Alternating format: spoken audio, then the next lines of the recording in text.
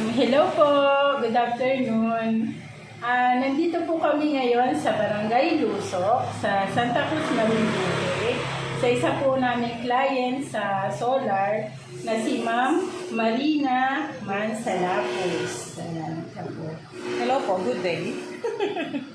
Gandang araw po sa inyo. Bali, ang solar po niya ay tinakid po, ikinabit noong October 10, 2023. Bali, 8 buwan na po siya na Nagpa-function sa amin. nagpa-function po ngayon sa kanila pong bahay. Ang question ko man po sa iyo ay, nakatutulong po ba ang solar energy sa inyong trabaho o sa inyong negosyo?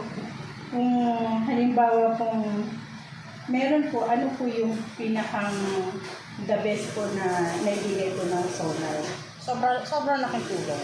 Especially nung nag-work from home yung asawa ko, constant talaga yung brown out sa atin. Like, especially nung nag-summer, no? 7 hours yung ng brown out sa atin.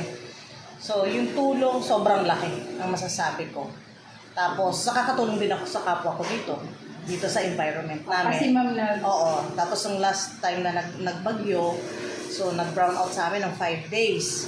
So, yung mga kapitbahay namin, natulungan ko. Naging reliever akong charger ng barangay. So, yung tulong hindi lang para sa amin. Nakatulong din ako sa kapwa ko dito. Yan po yung kagandahan po. Oo.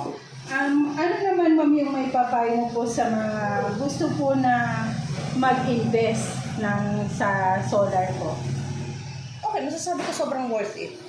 Sobrang worth it kasi lalo kung may negosyo ka, hindi mo po problemahin, may masisira ka. Investment talaga siya na matatawag.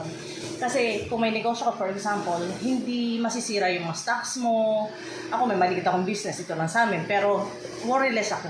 Wala akong problema.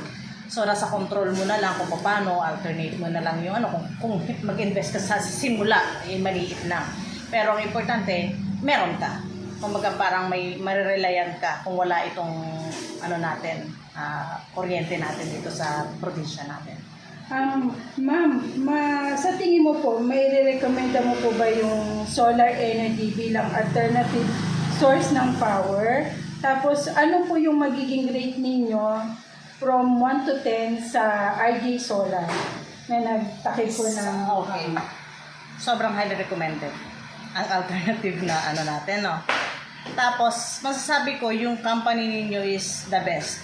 Kagaya nito lang, dumadalaw kayo, sumisilip kayo para mag-inquire sa amin. Kayo mismo yung dumudulog sa amin para i-inquire yung kung meron kami na-encounter na problema. So, sobrang para sa aming mga mga nag-subscribe sa ninyo, sa kumpanya ninyo. So, recommended kayo. Sobra. 100%. Nasagot na niyo ang lahat. Oo. Ayan po si Ma'am Marina po ng Mansalapos ng Barangay Lusok po, Santa Cruz.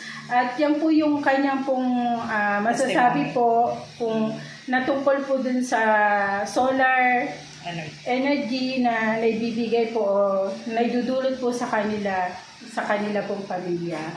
Yun At lang sa po. environment. Opo. Salamat. Thank you, ma'am. Salamat po. Sana po mag-ano kayo dito sa company nila, as in okay na okay. The best. Wala pong bayad to.